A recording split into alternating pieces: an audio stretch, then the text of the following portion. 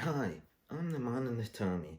Here I am again, and this time I want to talk to you about a TV series that I find so entertaining and informative. Now, you may have seen it yourself. It's called How to Eat Well for Less, and it stars Greg Wallace and Chris Bovan.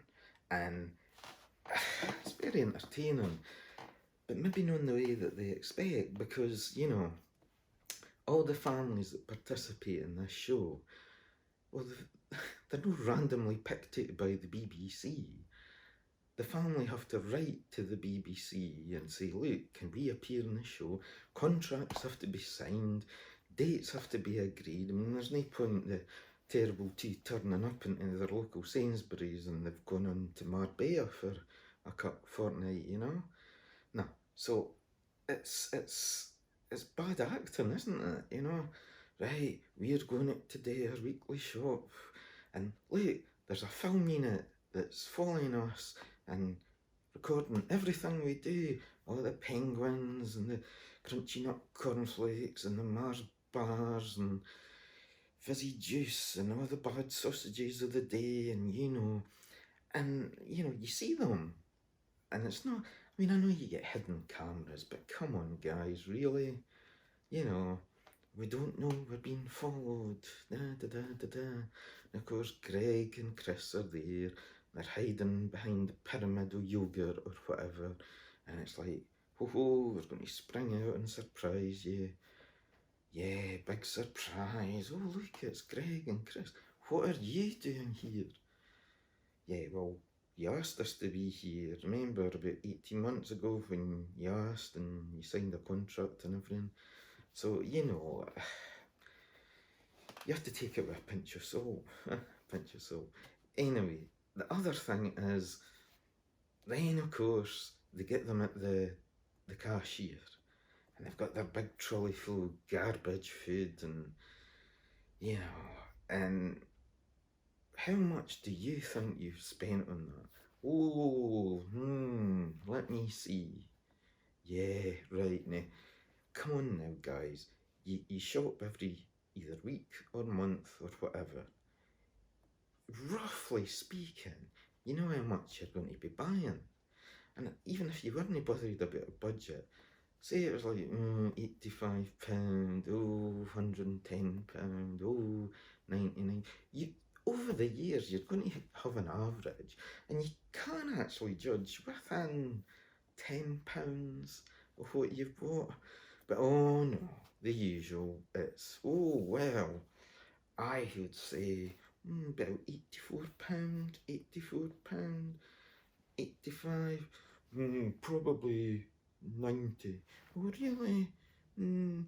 Well, we've added it all up, and we found that you've spent £322 on garbage food. Oh, and really? Gosh, well, that's news to me. Really? I mean, when we do our shopping, we're usually spot on. I'm going to say this a lot of this podcast. We're fifers, right? We know the value of stuff, and we know the price of money, But honestly, I just gets my goat. Not a clue how much. Yeah, really. Oh, you spent hundreds more than what you thought. That show is good, but then the other thing is, really, there are all these people that didn't try other brands or supermarket own or a cheaper version. Really? I mean, when we go shopping, oh look, here's a tin of ravioli. Quite fancy a tin of ravioli. How much is Heinz ravioli? £1.30. Suddenly I don't want Heinz ravioli. Does Asda make their own brand of that? Yes, they do. How much is it? 85p. Right, then I'm having that. I'll have it. How does it taste? It's alright. It's no brilliant, but it's no horrible, and I've certainly saved some money. Now, that's just ravioli. When you look at things like chopped tomatoes, why would you go for branded chopped tomatoes that costs over £1 or more. I mean, it's a chopped tomato. You're going to be using it in chili or lasagna or something. You ain't going to taste much difference between some premium brand chopped tomato and a no frills white label scum of the earth chopped tomato. Honestly, you're not. And yet there's people that only buy the brands. I mean, who are these people? What I will say about brands is, and it goes back to the sort of taste test, is, you know, if I tasted Heinz tomato soup or Heinz tomato sauce, for example, you'll think this is a product placement. It's not. It's just two products that I can identify that you can get. What, Cross and Blackwell soup, you can get a Aldi's own make soup, a half a dozen tomato soups, cream of tomato soup, and I'm probably sure I could identify the Heinz tomato soup. And in this particular instance, yeah, that is my favourite, right? But if I'm on a budget, or if I'm, you know, I might not treat myself, but I might have the Heinz tomato soup and pay full whack for it.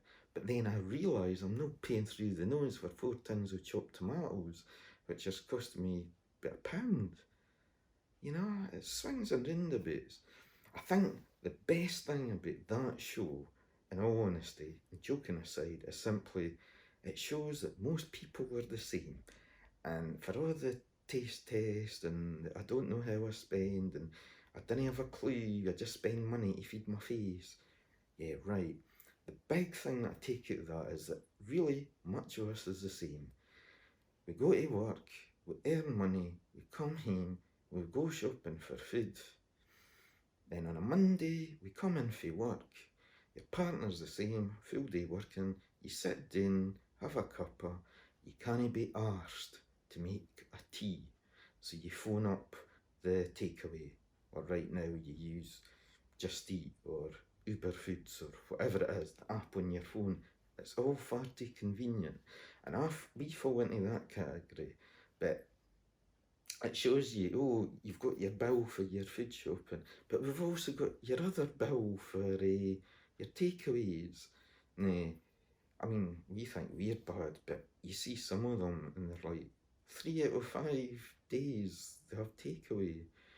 But it's okay, they have pizza, they have a chippy, they have a Chinese, they have an Indian. And obviously the show promotes make it yourself and it's fun and all that, and it doesn't take as long as you think. Totally agree. But at the end of the day, most folk just can't be bothered to make their own tea. And that does highlight the problem in society in eating well for less. But I still find it one of the funniest shows to watch. Anyway, I've been the man in the Tammy. Bye.